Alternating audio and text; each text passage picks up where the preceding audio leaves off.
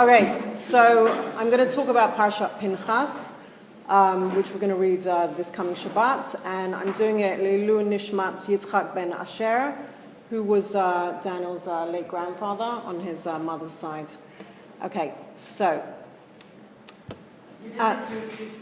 This is Daniel, my husband, and Golan, my son. If anyone has Facebook, you might have seen one or two pictures here and there, but you know. Okay, so what I'm going to focus on in Pinchas is the leadership of Moshe Rabbeinu.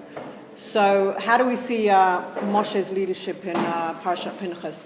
Clearly, the focal point of the Parsha is in reference to Pinchas, but weaved into the text referencing his acts, a parallel story is going on that doesn't normally get as much attention.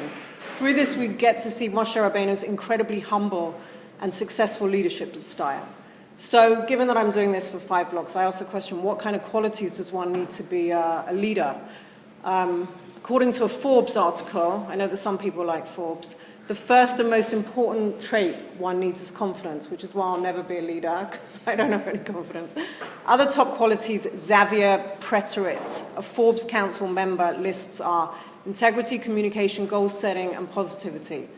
Then another guy, Nick Barney, says that other traits are also helpful, like management skills, creative and innovative thinking, perseverance, willingness to take risks, open to change, level-headedness, and reflectiveness in times of crisis.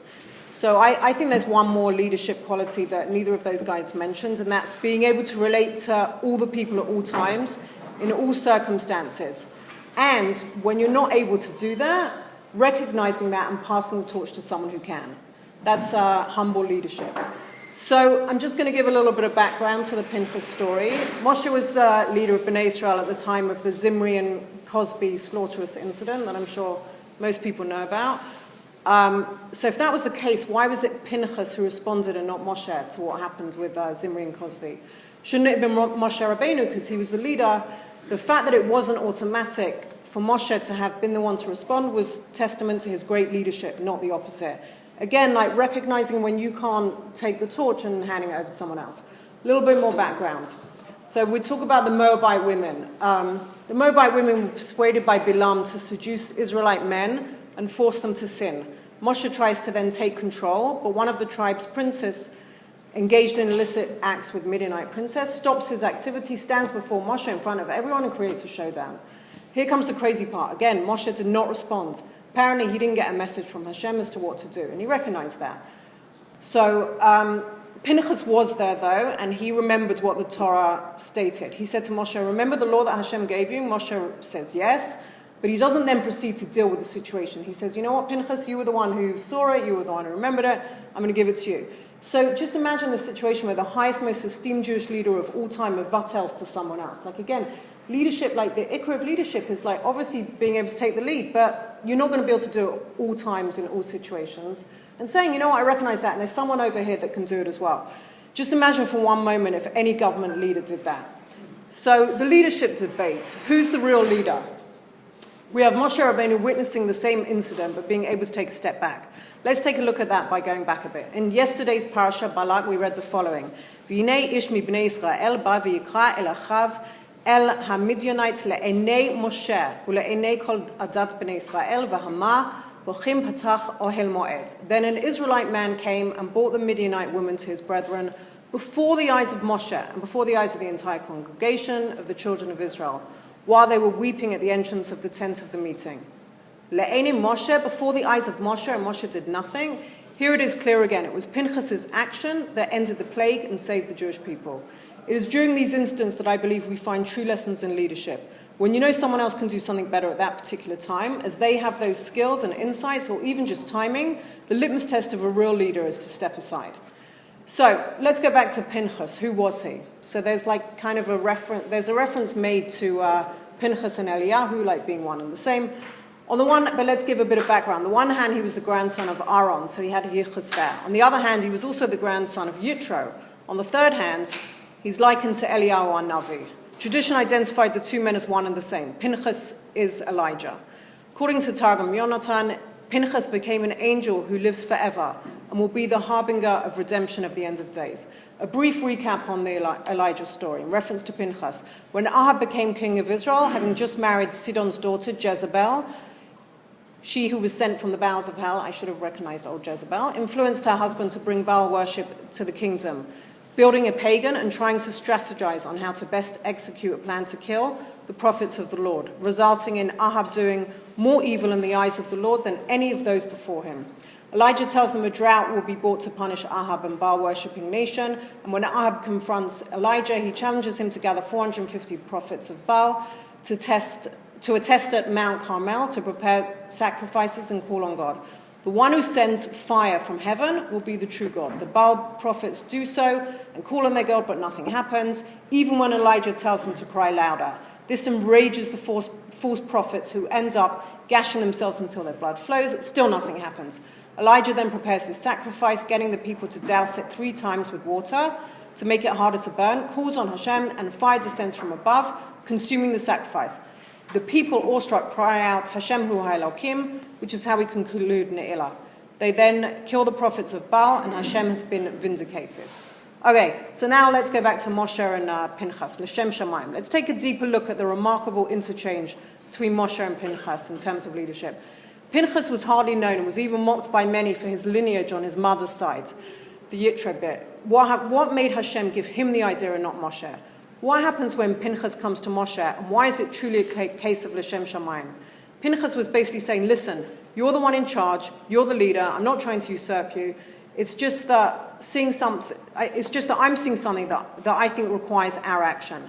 Moshe, being the humble leader he was, said, Hashem gave you this idea. I want you to implement it. And that one moment we're blessed with a glimpse into how great leadership should work.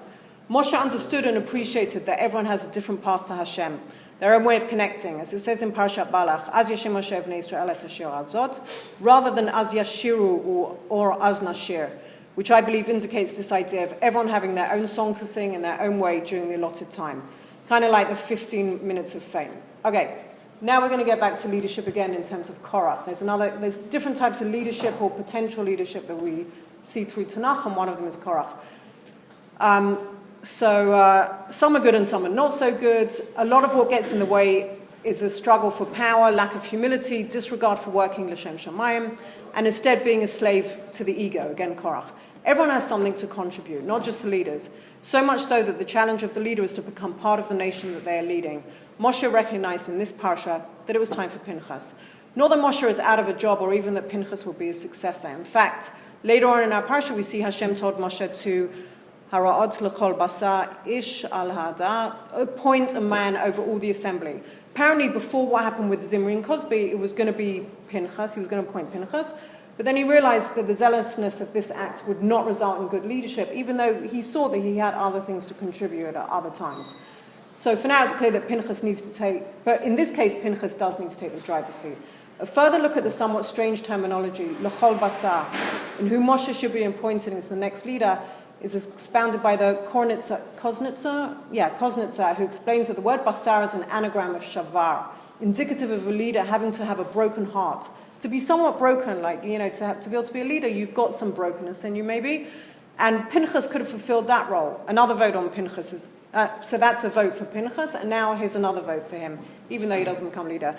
והקרבתם עולה להשם פרים בני בקר, שניים והיה אחד ושבעה כבשים בני שנה תמימים יהיו לכם.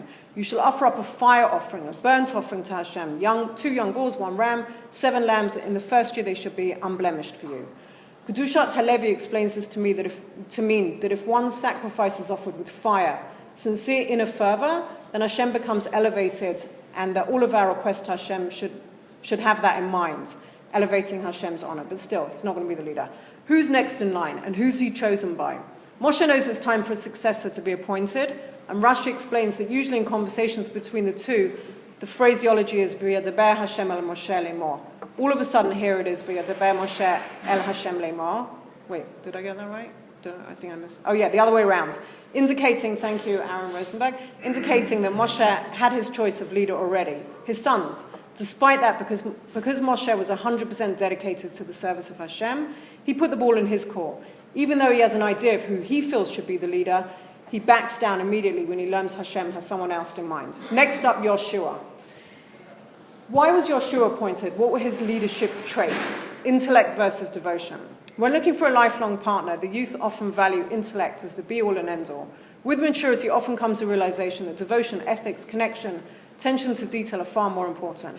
You realize as you mature that rather than the guy who will quote you poetry, although that might be nice, the one who takes care of your aging parents or rescues a neighbor whose car won't start is the true gem. Likewise, I believe with the decision to hire Yoshua for the job of leader. Rav Soloveitchik Zichrono Livracha seems to concur with the following remark. Often a leader's successor was chosen not only because of his intellectual prowess, but also because of his devoted service to his teacher. When the Baal Shem Tov passed away, the mantle of leadership was not given to Rav Yaakov Yosef, a Torah giant and the author of Toldot Yaakov Yosef. Rather, it passed to the Maggid of Mezrich, who had served the Baal Shem Tov with great devotion and loyalty. Similarly, Rav Chaim of Volozhin became the successor to his teacher, the Vilna Gaon, partly because he was not only his student, but his confidant.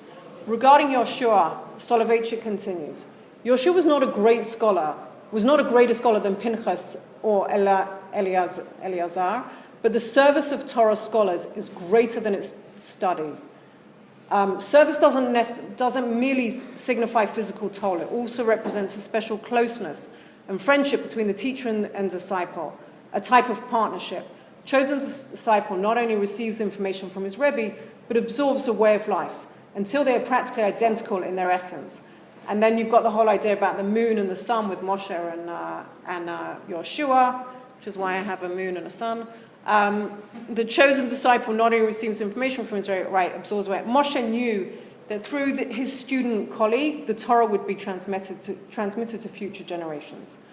Would the real Yoshua please stand up? Ganenet versus Sayat. I have a friend who's a Sayat, and I see what tremendous work they do. I'm not saying the Ganenet doesn't, but the Sayat is often not recognized.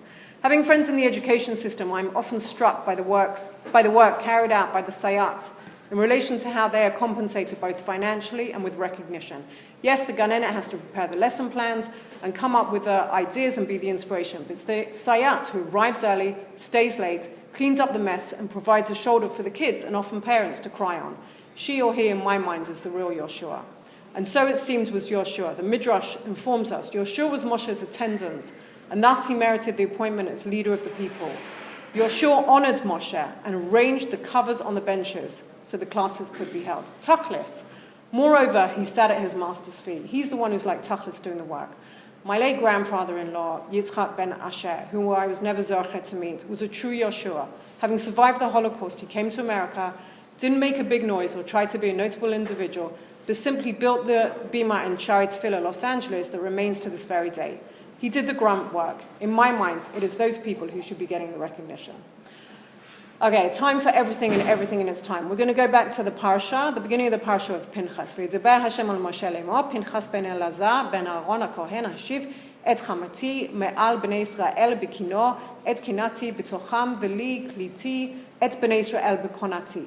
Hashem spoke to Moshe saying, Pinchas, the son of Elazar, the son of Aaron HaKohen, has turned my anger away from the children of Israel by his zealously avenging me among them, so that I didn't destroy the children of Israel because of my zeal. A number of comments. First of all, is Hashem berating Moshe for not acting in Pinchas' stead? Second, the words Me'al b'nei Israel, translated as from among the children of Israel. On these words, the Sfat Emet explains it to mean that it was Pinchas at that moment who was able to instill a sense of zealousness among them, because he was like someone among them. He managed to be among the people. At that time, Moshe Rabbeinu recognized he didn't have that insight, gift, prophecy, or whatever it was that Pinchas possessed. He recognized that because he was a great leader, not because he was lacking. Rabbi Yitzchak Vorok suggests that even though we are told time and again how zealous Pinchas was, it was not at the expense of the people. He managed to remain among them. And again, it was that which Moshe Rabbeinu, as a great yet humble leader, recognized. Then we know that Pinchas was given the covenant of peace. Why was he given the Brit Shalom? I found an interesting idea, slightly different to the more traditional one explained by the Abarbanel, the Baal HaTosfot, the Bikor Shor, and the Chizkuni, and the Ibn Ezra. That is, the idea was that Hashem's promise that Pinchas would be protected from any possible acts of vengeance carried out by the victims' families.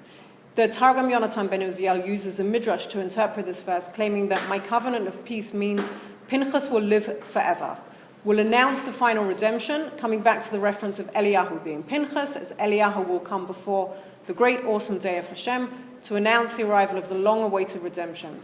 The Targum Yonatan claims that it is to this that my covenant of peace refers.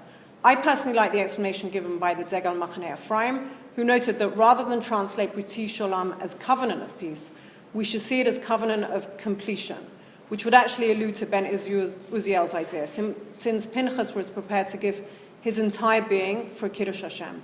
I would also add that regarding the concept of leadership, the completion refers to the humility of Moshe understanding the importance of letting others lead when need be. Interestingly, the gematria of Brit is 612, and add Pinchas to the mix and you kind of have 613. Okay, finally, when researching ideas for Pinchas, which is actually Phineas in English, I couldn't help but do a little research on the English translation of his name, Phineas, as in Phineas and Ferb. What do we know about that character? According to WikiFandom, Phineas is selfless, optimistic, intelligent, friendly, and creative. He was also somewhat of a pioneer, having been one of the first successful time travelers. He managed to reunite the band's love handle for one night in honor of his parents' anniversary. He's also described as one who manages to maintain his composure and keep his outlook on the situation positive, even in the face of the most difficult challenges that confront him. He openly showed his intolerance when Santa dismissed the entire population of his hometown as naughty, all descriptions that are somewhat akin to our very own Pinchas, which can be seen in the ideas presented above. Oh, yeah, without the use of AI. That's it.